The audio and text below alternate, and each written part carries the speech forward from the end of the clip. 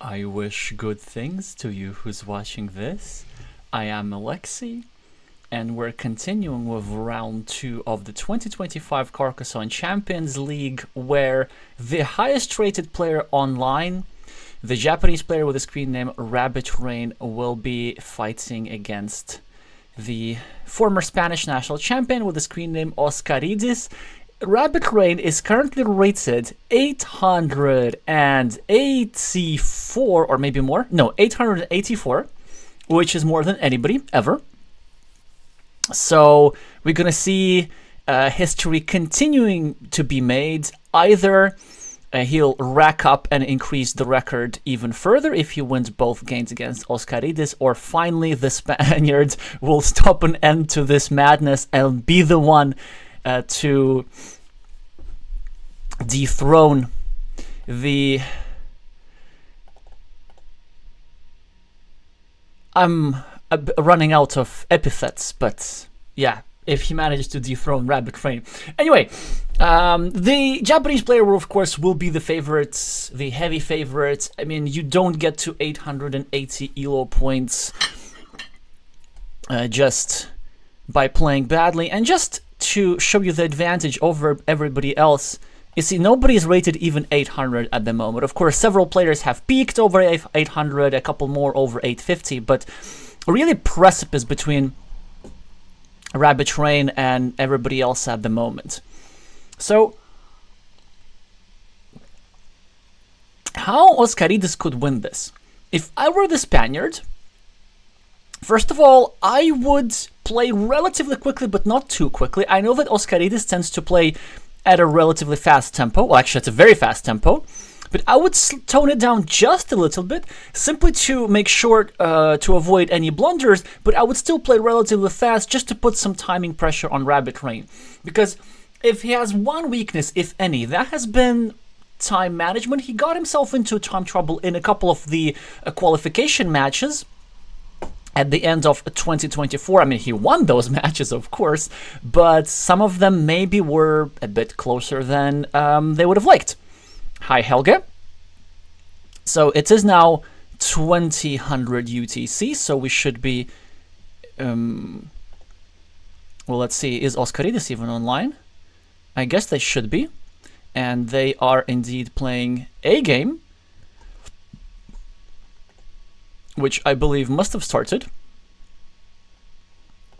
Or maybe not. What's that about?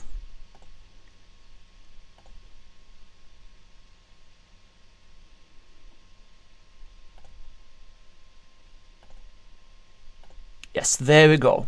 So the interesting part about this time format is the fact that the players have chosen to play the regular 15-minute time format with no increment. And RabbitRain is the starting player. He gets a city cap, which gives him 4 points. And the starting player advantage, so great start. oscaridis, with his traditional blue meeples, makes an interesting move. Starts a new city over here. The standard move is typically to start the city at the bottom, but if he starts at this side, this sort of indicates that he is willing to create a bigger field, because he's starting a city in the field where another city already exists.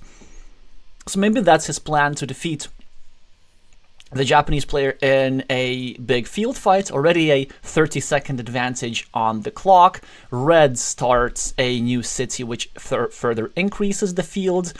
This monastery of blue is controlling red's road, but there's so many other monastery spots available, so whoever draws the next monastery will going to have the advantage. RabbitRain trying to block the Spaniard city, but blue defends immediately. Now, this city will be much harder to complete. It requires at least 4 tiles, but probably way, way more tiles for it to be completed. But there are some good ways to grow it. For example, now oscaridis could go over here and put a bit of pressure on this square too. Interestingly, red starts a new road next to blue's monastery, but that's something that you have to do because you don't want your opponent to be using a road end productively. Now oscaridis starts a new city, well, continues his city like this, and now with the splitter tile, he has an excellent opportunity to actually try and go for its completion. Red gets a fantastic 6-point monastery, which also exposes this city square for attack. So as blue, yeah, I love that move. Continuing his city and also using another meeple for support. There's a slight issue though with that move. If he gets a city cap to place a tile over here, then this will expose an attacking platform against the city, but he doesn't have to. Probably the best tile in the deck for Oscaridis at this moment. He can just go over here, develop his city, and still leave a couple of tiles left only until its completion. And if RabbitRain somehow manages to attack it, maybe like from above like this, then Oscaridis has this city meeple here to support this. Now what happens often in this situation is that this city gets completed and then this meeple gets blocked, and because of RabbitRain Monastery and the advantage on the scoreboard, blue will have only a slight advantage. But many things still can happen. Red can draw a splitter tile and just negate all these efforts. Still, a worthy attempt to try and complete the city. Red tries to create an attacking square. Oscaridis with a city cap. And look, he's playing excellently. He does not bite. He does not try to finish his meeple over here. He does not want to expose the attacking platform to the city, but RabbitRain draws the tile that he needs. And with that, he's going to probably have the advantage. Oscaridis completes RabbitRain Monastery and starts a new one, simply because it was already a very good monastery spot, and he wants to put some pressure on the city. The downside, of course, the temporary meeple advantage for the Japanese player. Blue still has some options. He can get a couple of tiles that go over here and try to reclaim the majority like this. He could get a blocking tile over here, or, you know, he could get the road monastery. That works just as well. 17-0 on the scoreboard, and early field control, which could be an issue. Probably RabbitRain might go over here, complete the city, drop a second farmer, but maybe he wants to do something else. Maybe he wants to do over here, actually, and just try and block Oscaridis a little bit. Hi Girappa, hi Wise Maze. Wise Maze is asking why the better and slower player would voluntarily play the game with a 15-minute clock. Yeah, that's an interesting question, and not only was not only did he agree, it was actually his idea. So when we were playing against RabbitRain in the qualification, in the finals of the qualification round, then I said that I'm happy with either format, and he was the one who preferred the 15-minute format. Maybe.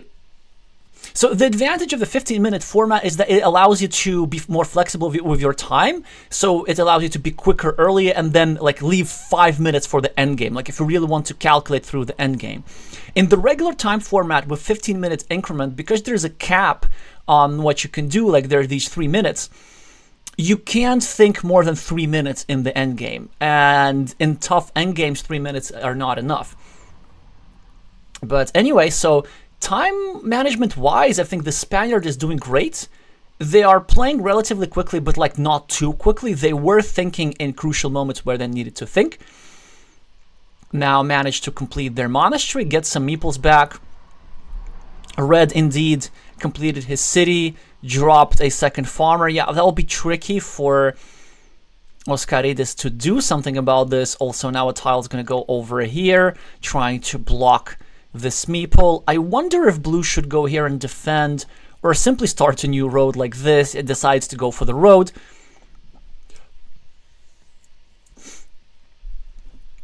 And reds now can just play a peaceful move. I don't think we start a new city here, or here for that matter. I think what we do, okay, we can start a new city here. I think what we do is recognize that we are in the lead and try to avoid blue doing something like this. So what I would have done probably, or considered as RabbitRain, especially since I'm the higher rated player and I want to decrease the variance as the highest rated player, the higher rated player, I would have probably just placed this tile over here making sure to protect the square a little bit and also disallow Oscaridis from doing stuff like this. So now he can get a Dorito tile, a tile that goes over here, and a tile that goes over here, and finish himself a huge city. And this is exactly what you should be doing. Now, if you are... Well, first of all, it is a position where Oscaridis is behind, so it happens to be objectively the best move. But let's say if that were even an equal position, and you're playing against the highest rated player online, well, probably you want to add some more variance into the game so that your opponent cannot outplay you easily. Now, a lot of the game is going to depend on who draws the quadruple city tile and when. You see, RabbitRain is now forced to invade, and Oscaridis can now go over here, and I would totally do that if I were him. There's an alternative. We can maybe go over here, start a new city, and just protect the square, but I would YOLO it, honestly. Yes, let's go, let's go, let's go, let's go! Oh no! No, no, no, no, no, no, no! Of course RabbitRain is gonna go over here and invade, but still, we get something out of that situation. It's not bad at all. If we get the quadruple city tile, we get to go over here. We don't complete a big city, but we have a giant majority on this ruin. This meeple is going to be blocked for 3 points. And this ruin is going to be like 16 or even more, possibly. Hi, Napamai.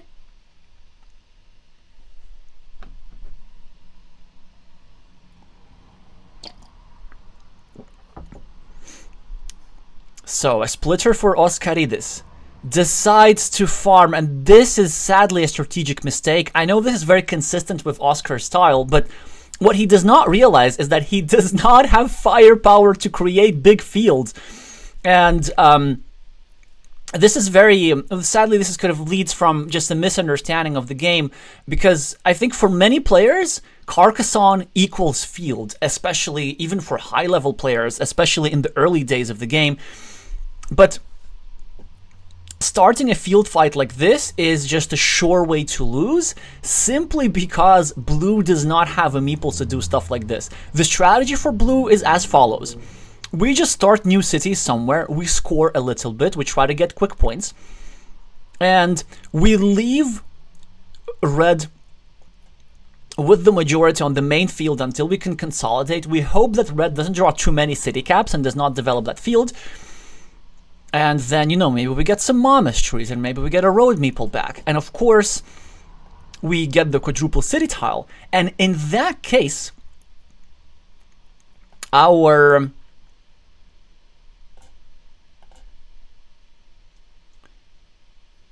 city over here happens to be greater than the field of RabbitRain. RabbitRain still, like, the field is 12 points. It is manageable. But now that blue dropped a meeple here, he drew 2 city caps, which will add points to the field. So that was, of course, the main issue. And then he will need to find a way somehow to drop a second farmer if he wants to equalize it, and then to avoid RabbitRain joining the field. Yeah, so this is also something that's very difficult for many players, is to change from their usual style when the position demands doing so. And you see now, the Japanese player can safely just drop city caps in the field. Now he's going to start a new city. Oscaridis really trying to add some points to his road. Yeah, and this essentially will be just a burned meeple. RabbitRain does not starting a city, but Oscaridis, wasting a 4-point tile. This is just tragic. It's, oh wait, he doesn't have meeples, so then that's fine. And then he's also going to lose another meeple here, which RabbitRain might not even have the incentive to block, because let's say if these cities get completed, maybe the Japanese player could go here and then eats up this meeple.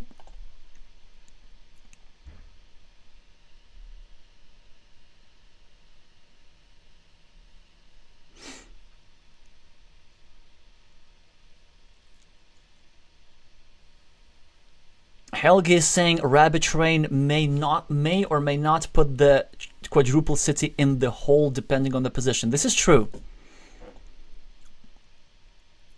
Yeah, now this shows you sort of the problems with this move. Now I guess kind of Oscaridis wants to go here, or maybe not. But now we miss a monastery, sadly, and it was so easy to set this up with the curvy tile and then get another monastery and get the advantage that way. Oscaridis is still fighting, trying to finish this field. Another quick point tile for RabbitRain.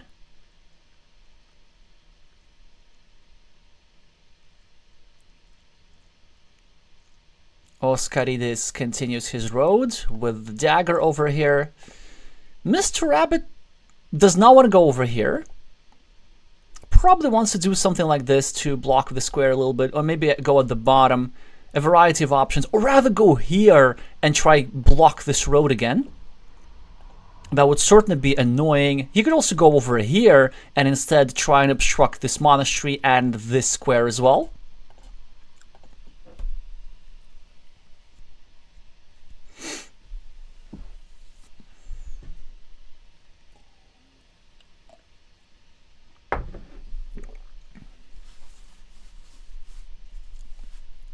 Yeah, so chooses for this obstruction, and it works like a charm, as the Spaniard was preparing to finish his monastery. But now he can't. He's probably just going to add 1 point to his road, hoping for the last remaining vanilla road end. If it doesn't go here, then his road will be obstructed anyway. Mr. Rabbit now probably going to go here. This is exactly what happens. And do you see the timing here? Oh, that's a great move here from Oscaridis, just YOLOing, realizing that he needs to risk hard at this point, subjecting his city to a block, but he has to try, and RabbitRain cannot block this. There's still a regular vanilla city cap, so if you go over here, that won't be much of a block. Okay, Oscaridis finishes a shared city, gives himself a meeple, but also one to RabbitRain. The downside is that his city now is going to get blocked. I don't think RabbitRain even is going to bother taking these 6 points over here. From his perspective, just preventing the worst case scenario is what's worth.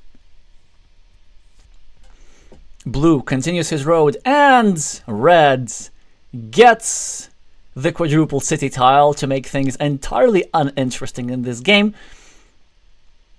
And I think now, actually, red, yep, exactly, he's not going to put it here, he's not going to put it here. Instead, he's going to place it like this so that he can develop his own little part of the city. And this is very instructive here, because if he were to place this tile over here, it was still possible for Oscaridis to draw the last triple city to go over here, and then to try overrun this city with an invasion. So red forewent immediate 11 points just to make sure that he does not open the possibility for a reinvasion. Minus 13 for Oscaridis at the moment. An extra monastery, some extra ruins. Like, overall, actually an equalish position, if not for the field.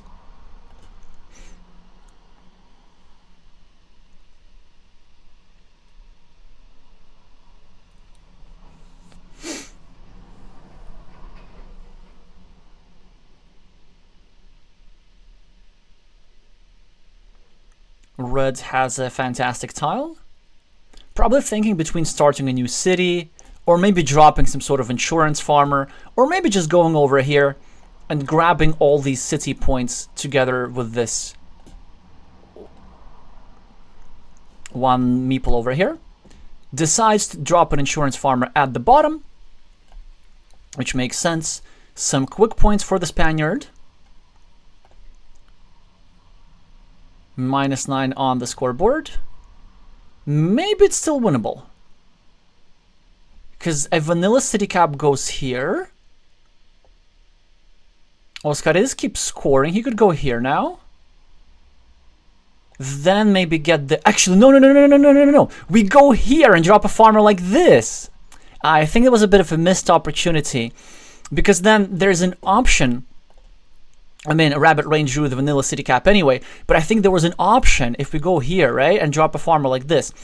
Then we can get a vanilla ourselves, and then we connect both meeples into the field at the same time.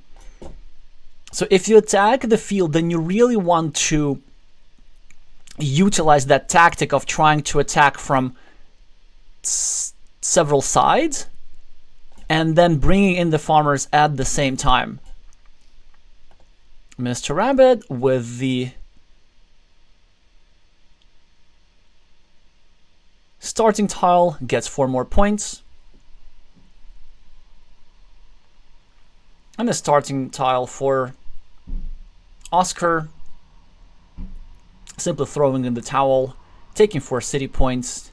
Now Mr. Rabbit's going to score 4 points for the road over here. Both sides will have 1 meeple to spare. Not something that we expected at the start, and despite this advantage on the ruin and the extra monastery, the big field will get the job done for the Japanese player by not many points, actually.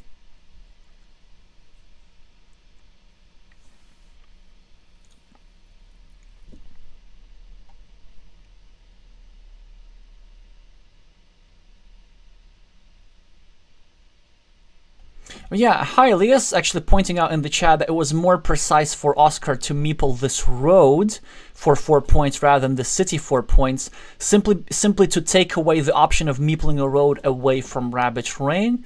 But I guess at this point, Oscar did not want to calculate precisely. And look, only 13-point difference. So that just got to show you that this position with the blocked ruin was completely playable by Oscar, and I think the move that lost him the game was just this mistake of dropping a farmer. So the general issue here is that if you're going to attack the field, then you want to consolidate your meeple first, and if your opponent has a majority on the field, then you definitely don't want to attack the field with a city cap tile, because it just grows the field further and ups the stakes.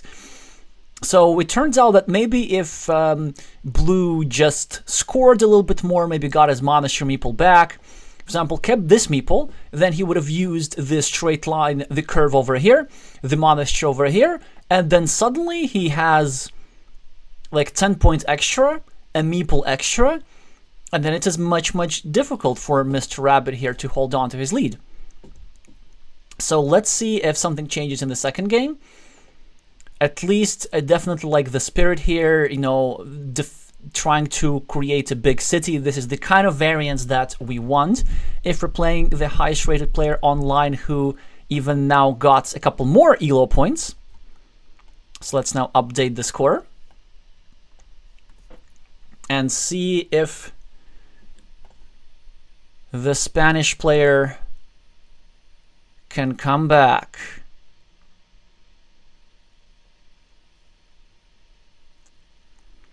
Milak is asking, winnable if you didn't place the farmer. Well, yes, I sort of answered, yes, winnable. Okay, so the second game has started.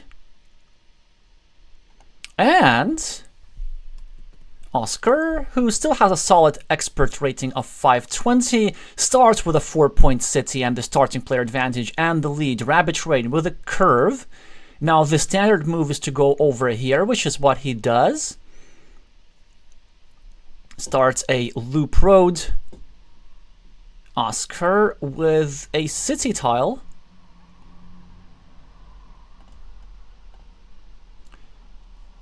Looking to start a new city. The move that I prefer in this situation is a bit counterintuitive. It's actually going over here, but turning it to the other side. His move also makes sense. RabbitRain will now, of course, start a new road. It's a question whether you put it here or here. Decides to go like this indirectly without a meeple. Really interesting. Wants to create an attacking square here. Then he might continue his idea and just go over here, meeple another road. He could also go over here, meeple this road indirectly. He could just go over here, build up his road over here. But I think it's a bit of a waste of a tile. I'm a bit surprised about this. Normally, like in the opening, you want to be building roads like this with curves, and then some other roads with 2 road ends. And also, if you were to place over here, there was a bit of a chance to put some pressure on this square. Oscar decides to ignore this road as well. I presume that he does not want to get blocked on this square, but it was actually relatively safe to meeple this, so neither of the players are particularly aggressive, which surprises me because Mr. Rabbit usually tends to be on the aggressive side. Now start a new city, and Oscar really likes the idea of going for variants and big cities over here.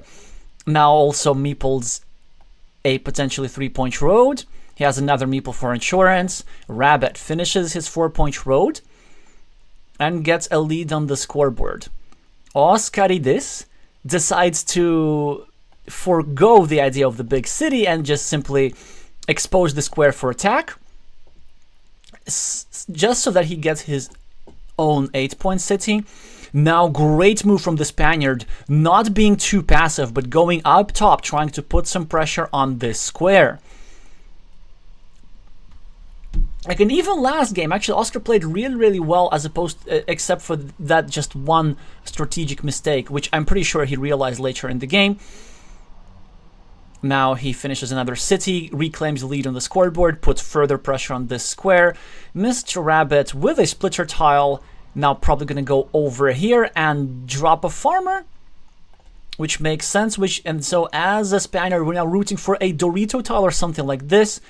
But he goes for an immediate field attack. That's very interesting. This leaves this city cap here exposed, which will now be picked up by Mr. Rabbit.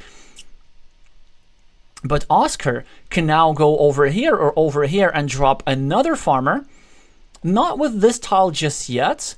The best move here for the Spaniard is to do something like this, but in the opposite direction. It seems to be an incredibly risky. Rabbit with a 10-point lead on the scoreboard. The reason why this move is risky is because it risks an invasion from this side. And you really, really don't want to be sharing these points if you're the Spaniard. And also, just like in the last game, you really want to be avoiding big field in this situation, because blue already has a meeple invested in this ruin, which is unlikely to be completed after red drew one of the bigger tiles, one of the dagger tiles that fit into this square. So the strategy here for blue is to keep scoring, to finish the city, to equalize on the scoreboard, and then just keep the position as closed as possible. A move that I expect here from Mr. Rabbit, just going over here, starting a 5-point monastery, pre-building another road, and Oscar should be super happy that he get himself a city cap tile, but which one will he choose? So, well, actually there are 3 options.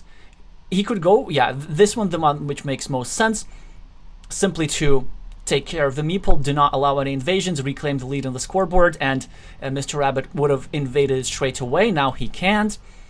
Now red probably should go over here, especially if he's playing somebody who is lower rated, at least compared to him. Oscaridis now with a great move, dropping a farmer, now preparing to get a curve, win the field.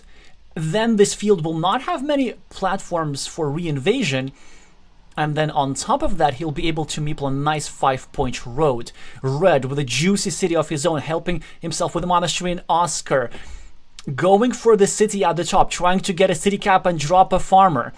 Both parties have apparently completely forgotten about this meeple over here. So as blue, I definitely would have considered just going over here and actually reopening the threat of completing this city. This city is really dangerous if not taken care of. Oscaridis with a meeple on the road.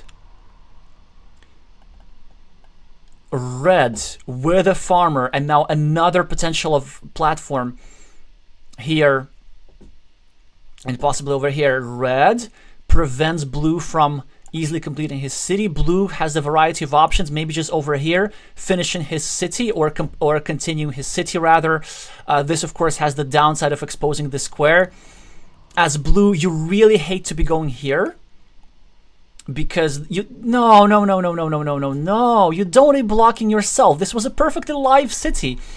So it's an okay move, I guess, but the threat of completing that city is really nice. I think, well, it's actually both parties maybe underappreciate how dangerous that city was. Now an excellent decision by Blue to get himself a road meeple back. He now needs a lot of firepower to fight for the field, and I think his chance lies in the fact that this red farmer on the left is a bit isolated from the rest of the farms, and so it's sort of blocked, and then it is kind of compensated by this meeple. So Blue is not going to have too much of a meeple disadvantage. So now, of course, Blue has a variety of options again, could either continue his road or could go over here just to hurt Red a little bit. Red with a monastery, which he absolutely cannot meeple. Tries to block Oscaridis, but Oscaridis gets a city cap tile and a meeple back and 8 points on the scoreboard and the meeple majority, at least temporarily. RabbitRain with a double city cap, but not obvious choice. He could actually just go over here and try to complete his city with another city cap. Because this square is restricted, it's a bit harder to use as an invasion or a blocking platform. And Red still has a couple of places where he can get a meeple back.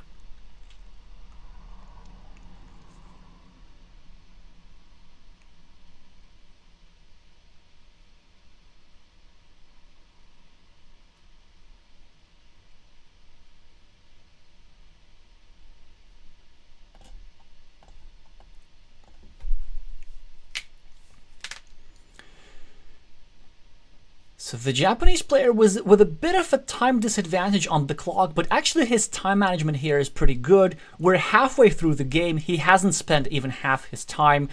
Probably going to end up with 3 or 4 minutes in the end game, which should be enough for the player of this caliber to solve any end games that may arise. It's a close position. It's a close position. It's not a closed position. It's the opposite of that. But it is a close position. So a lot of things still could happen. And a lot of that was going to depend whether Red successfully completes that city. Now that Green has 3 meeples in his arsenal, he definitely will be looking to maybe get an invasion tile or a blocking tile. But he also needs city tiles to build barricades. If I'm Blue, I really want to draw something like the triple city tile, which would allow me to place it over here. Wow, isn't that a move? I cannot say I really understand this.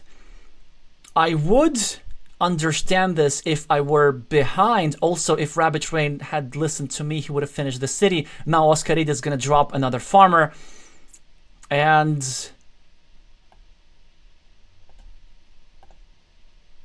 I sort of kind of understand this idea, but it seems to me that maybe the Japanese player is playing a bit too cautiously. Or no, not too cautiously. I'm not sure even how to say this. Like, forgive me for not liking the idea of just giving away a 6-point city. And Oscar now gets himself a road and a farmer.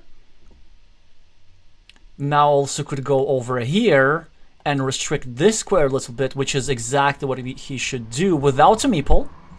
Resist. Well done. Well done.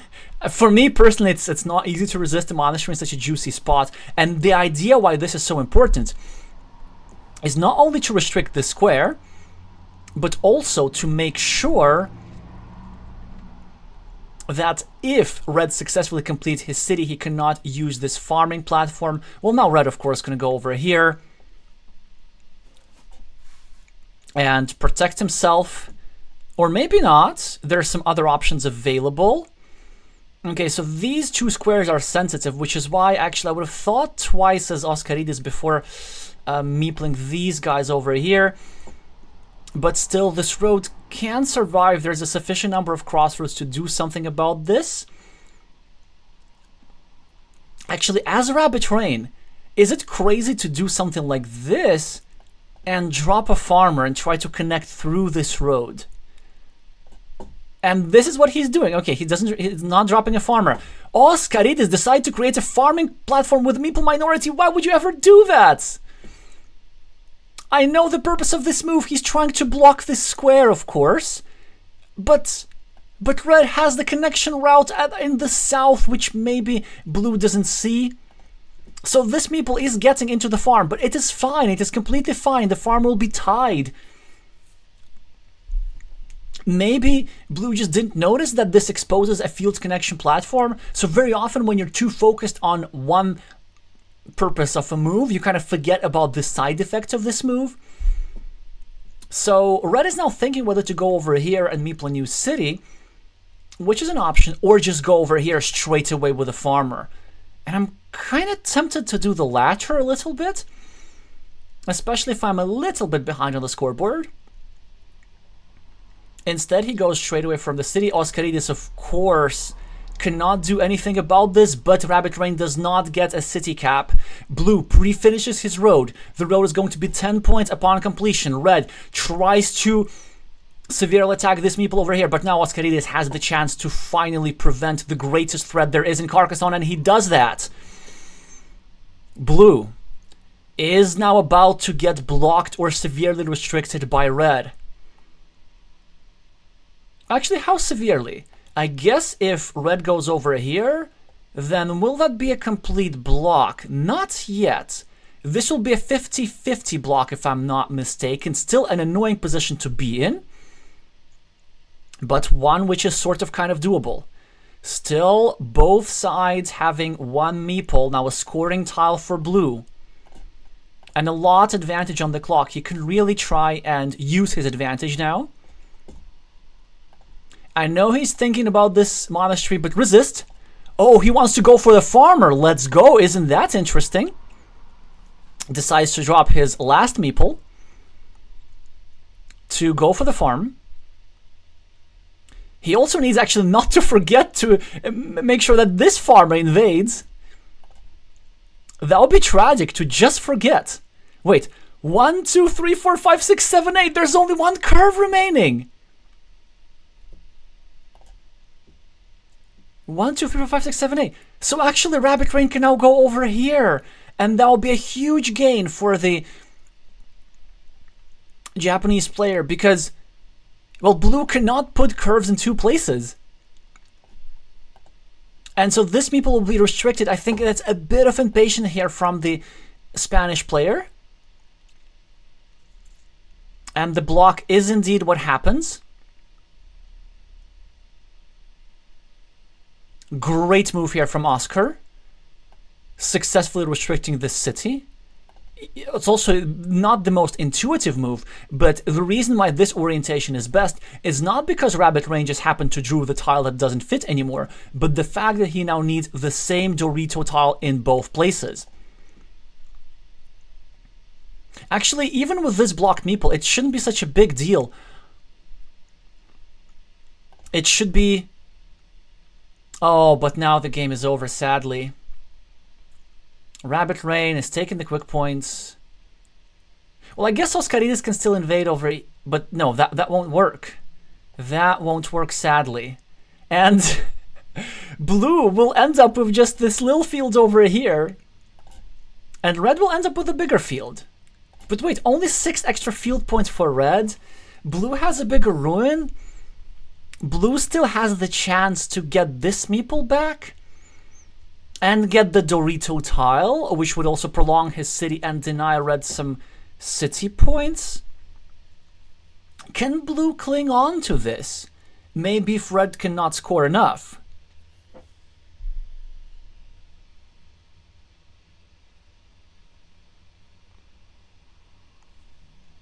High Sparkle Horsey. 3 minutes on the clock for the Japanese player, who has a rating of 886 and looking to make it a juicy 888 after this game.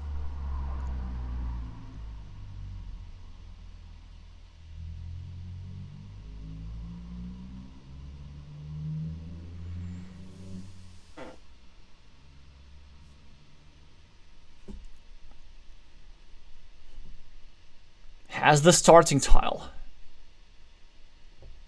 Could possibly drop it in his farm. Could just drop it somewhere random, hoping for a new city. There's also this crazy idea of just going over here and meepling this city.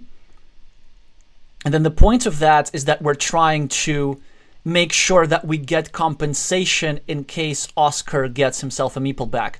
Or we could do the same but without meepling. So then no, that would be a bad idea. That would be a terrible idea, actually. Wait. I just realized something. That the farming hopes of blue are not lost. So the move that RabbitRain needs to make is actually to go over here and block the invasion of blue. Because blue can still make the farm equal. He can get the final Dorito. Yes, there's still one remaining. I'm not hallucinating. Go over here. And then get a bunch of road tiles and connect over here. And it seems to me that RabbitRain must be counting whether it's enough to invade, but that's the time management thing that I was talking about. He has 1 minute 30 seconds on the clock.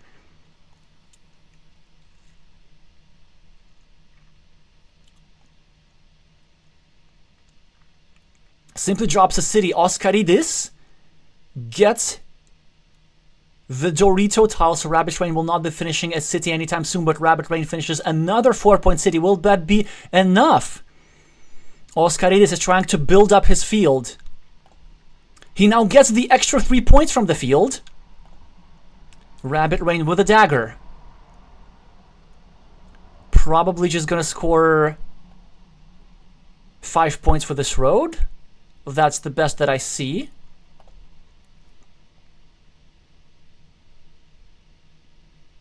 Oh, there was the wrong dagger, so this meeple was actually blocked for a long time. Yeah, I again misinterpreted the daggers remaining, so it was the other kind of dagger. So the final coin flip is won by the Japanese player. If he were to get this crossroads, he would have scored a 4-point road instead of a 5-point road. I doubt that will make a lot of difference. I think the Japanese player should have it due to his bigger fields. But Oscaridis has more points before the farmers are counted. It's going to be close. Wait, is that a 1-point difference? Yes, it is a 1-point difference. Oh, let's go! Unbelievable! Unbelievable! Oscar hangs on and dethrones the Japanese player who, in time trouble, maybe just did not find himself a winning sequence. What a game! What a game! Oscar with the Dorito draw, and look at this, managing the move, the sequence that won him the game was these couple of moves over here. How he managed to develop his little field from 6 points to 9 points. Alrighty, and we are headed to the decider. Even if the Spaniard loses the decider, he should be very, very happy with himself, because winning a game against RabbitRain is not something that many people have done recently. By the way, note how his RabbitRain's rating after this is 868, a loss of nearly 20 points. But even after that, he's still like 70 points ahead of everybody else.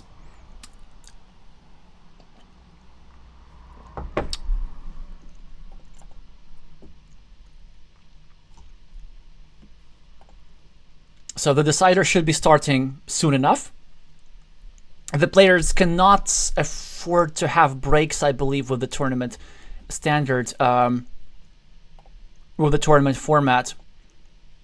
Well, actually, I think up to 4 minutes you can have a break if you don't click on starting the game at that time.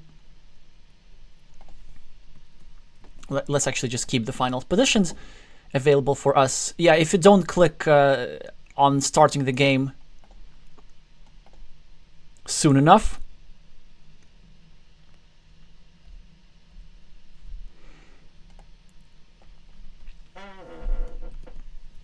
So a bit of a non-standard move here from Oscar, which ends up backfiring really soon. So typically you place this road inside of the city. This has typically been deemed the higher scoring opening. Also now another opening in precision. Sadly, it was better to turn the road then the other way to keep the possibility open of building a city like this, but a nice city cap to bail out, get himself ahead on the scoreboard, and also put some pressure on this square by red. Red starts a new city. Instead of continuing his old one, Oscar just gets 2 quick points. One of the several alternatives that he had. Red now has a great tile, exactly, so he gets to continue his city and also control Oscar's road at the same time. Red continues his road. Blue is now probably going to start a city over here. That's just about the best that he can do. No. We never leave that city without a meeple. Come on, Oscar, what is that? I mean, maybe he's just a bit too saddened by the fact that he was unable to complete a city in the first 2 games, but you can't leave this sort of juicy stuff lying around to an opponent who is rated 868. He's going to snatch it. Not now, but he's going to do that later. So the move here for red, after this farmer from blue, is to do something like this, and this is actually really, really strong. Okay, now it's time to meeple this city. Like, it's 6... Yes. Thank you. Just making me nervous here. Red starting a new city whilst also finishing his road is ahead on the scoreboard. It's a great position for red, just because like this road going through the city is really, really annoying to deal with. Oscar, sadly, with a mistake. It was so much better to place this tile over here to take care of the most sensitive square of your city. Again, just playing a little bit too fast. Or actually, maybe not. Yeah, because like there was actually a threat of his city getting blocked like this. No, I mean, this other move was still better. And now it looks like he's trying to run away with a city. Well, I don't think Mr. Rabbit's going to let him. He's probably now going over here and invade. Or maybe just going over here, invade the farm, and then open pressure on this square. Or an invasion like this. It's really annoying and unpleasant if you're the Spaniard, because red is threatening to invade like this as well, and Oscar decides to prevent him from doing so. Because you see, the threat of red was going over here and over here and over here. Okay, as blue. Yeah, I knew that he would do that. I knew that he would do that. And now he's going to invade again. So he's just really YOLOing it. He says, I am going to draw the splitter, and there's nothing that you can do about this. And there's nothing that he can do about this. This is so interesting.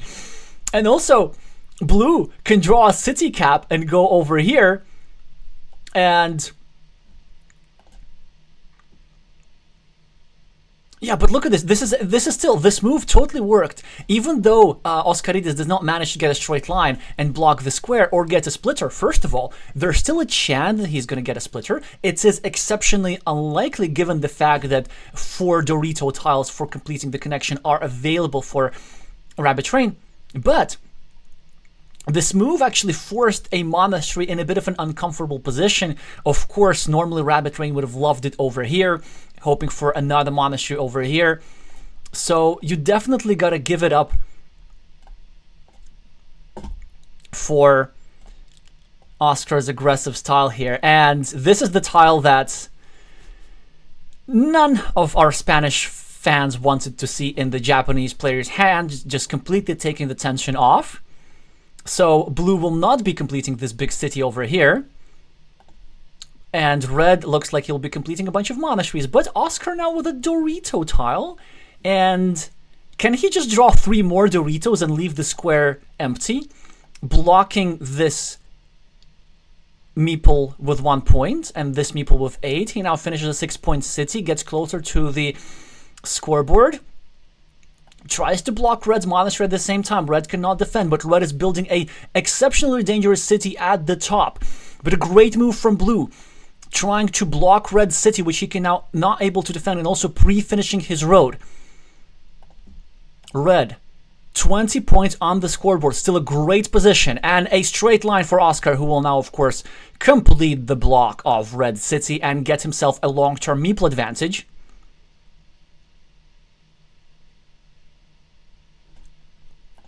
Thought for a few seconds, making me nervous. High Glavier. No. Like, I think this was a great move. Loving that.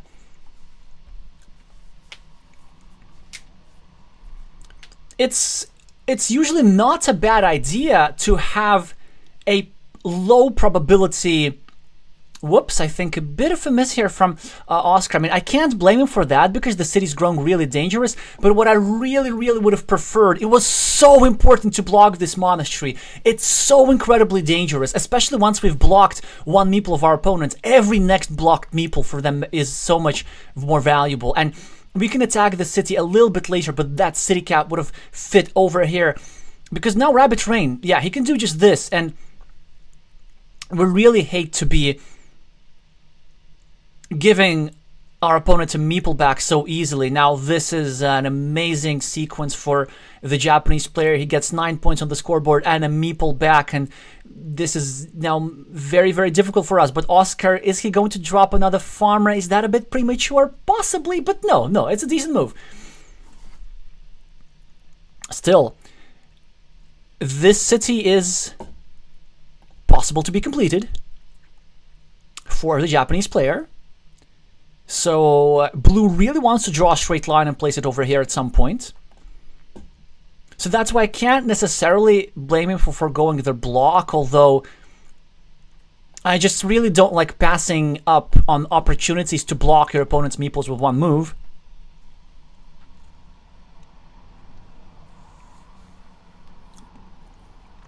Helgi is saying, remarkable how RabbitRain didn't defend to a road monastery. So, of course, he could have gone over here and then hope for one of the road monasteries. The reason that he didn't do so is not because that he didn't think that, like, that 75% is not enough. The reason why he didn't do so is because there was already another road monastery spot on the map.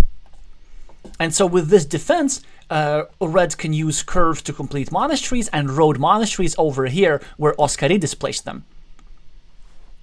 By the way, 3 monasteries still remaining, and blue can finish a monastery with another monastery pretty easily.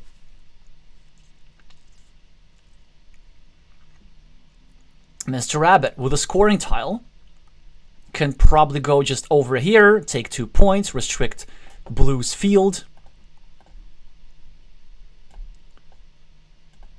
Or maybe he could go over here and try to mess with that guy at the top.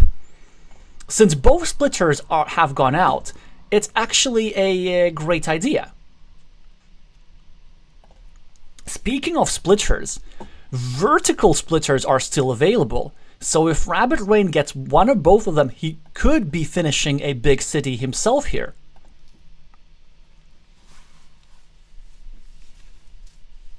Still over 8 minutes on the clock with 20 tiles remaining.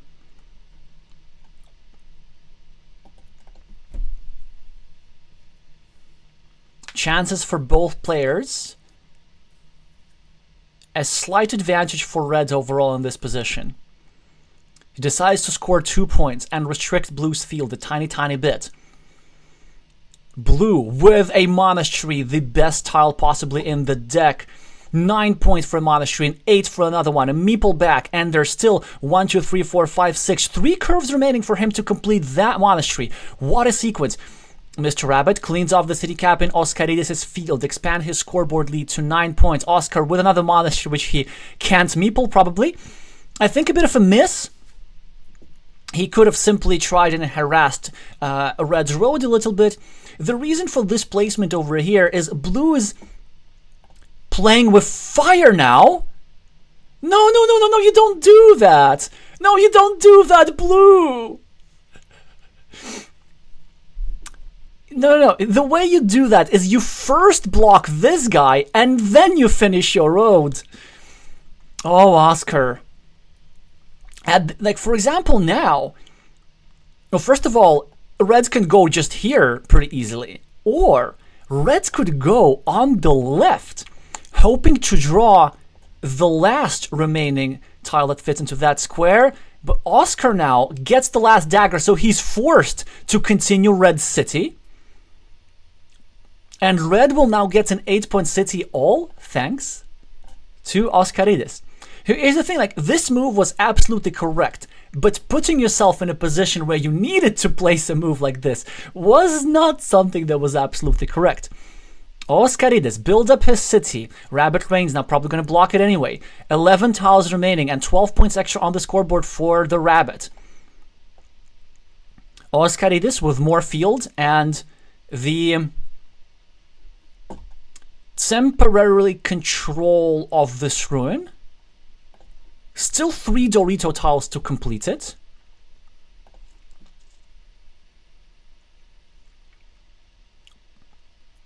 I presume we're going to see a block of some sort. He's just calculating which way a block is more profitable. And it does seem to be the case. Straight line for Oscar now needs to do something meaningful here. Now, there's no need to block this square, as it is already blocked. This was the last dagger. And we need to anticipate that Red's going to get a tile here and going to give us meeples back. So if I'm blue, I really want to be spending a meeple here. I probably want to do something like this. Is that crazy? To try and fight for this little tiny 6-point field? Oscar says, no, that's not crazy. Red, 3 quick points, 50 points on the scoreboard, which is 15 more than blue. Oscar with 1 Dorito. Just needs to draw 2 more. Not any great moves available. Simply decides to discard it. Double city cap tile for RabbitRain. So had he gone for the 50-50, it would have worked. This does not mean that his move was not incorrect. In fact, it was very, very, very much correct. Although, actually, after this move, there were some risks how Red could have lost 2 meeples. But still, this whole sequence when your opponent is forced to help you to complete a city, that was aesthetically pleasing to watch. Red, now with a predicament.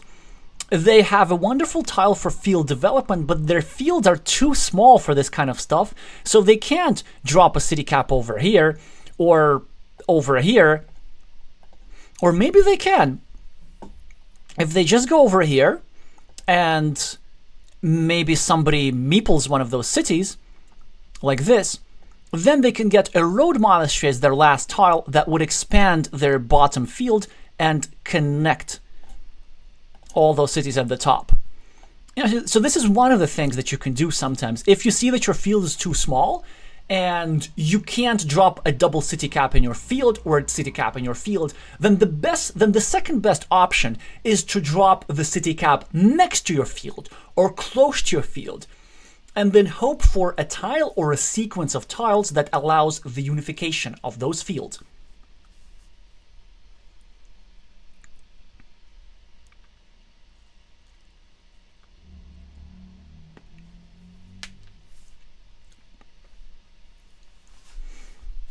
Mr. Rabbit, under 5 minutes on the clock, but with 7 tiles remaining, he has only 4 moves that he needs to make. So at this point, probably he seems to be in the endgame mindset, which is actually a few tiles earlier than the majority of players. I presume he's now going through all the remaining tiles and trying all the possible permutations.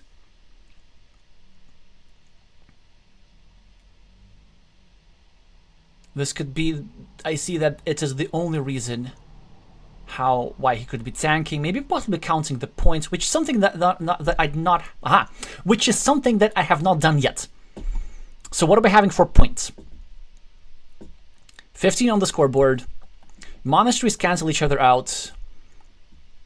3-point farmer, 3-point farmer cancel each other out. 6-point farmer, 6-point farmer cancel each other out. 6-point farmer over here, so Oscaridis only 6 points ahead on the field. Yeah, it's kind of a big lead for red, actually.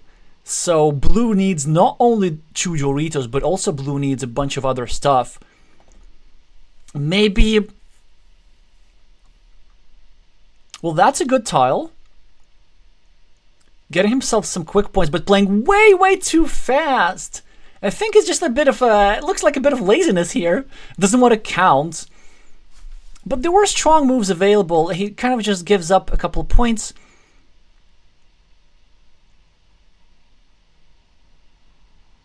Oh!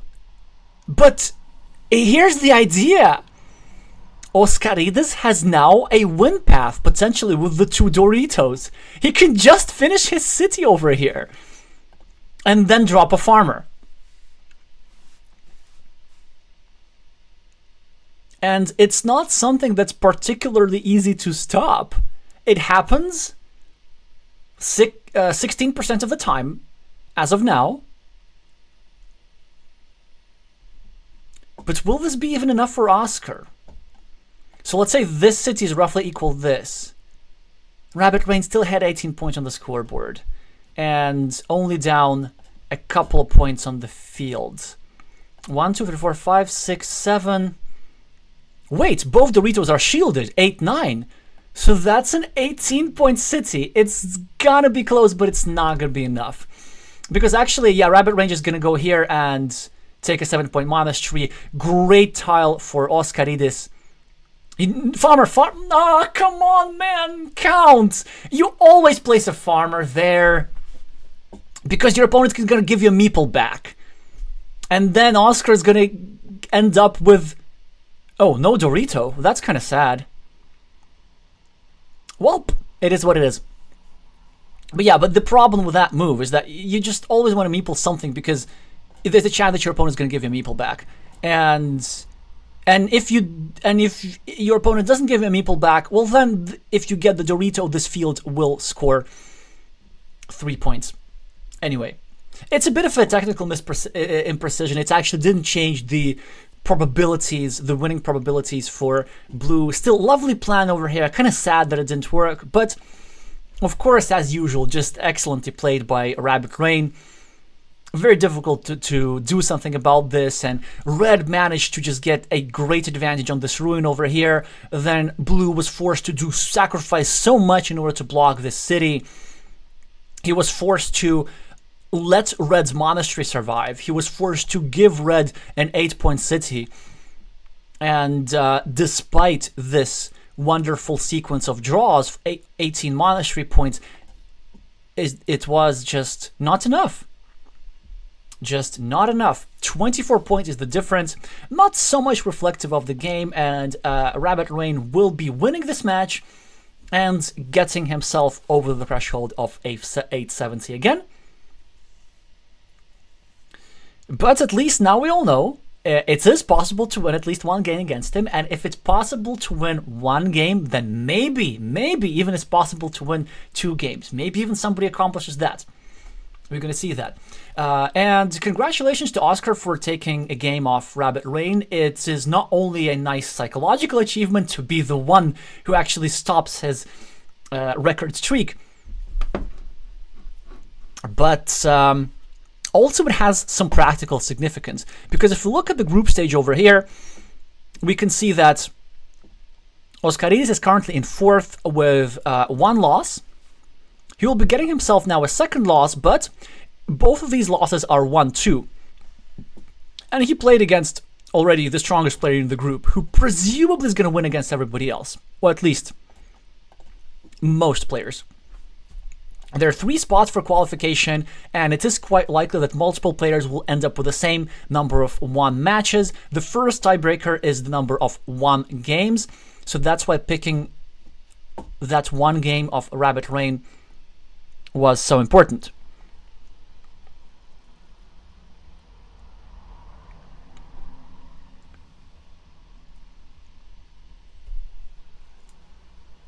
Elias is saying that 7 factorial is a big number, referring to the number of permutations and the possible scenarios that you need to go through if you want to solve an endgame with 7 tiles. And kind of, but in reality, in most endgames, the order of the tiles does not matter so much.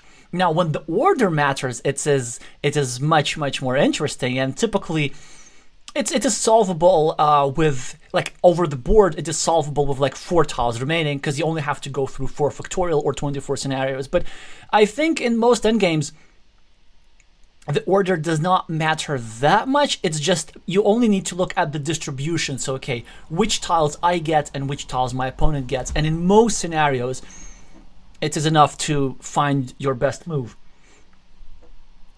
Yeah, because also we need to remember that it's nice to know the exact probabilities, but you don't need to know the exact probabilities. You only need to know whether one candidate move is better or more likely to win than another candidate move. You don't actually need to know what the actual probabilities are. I've been overusing the word actually. Anyway, let's check the chat. Yeah, nothing else. So this concludes our...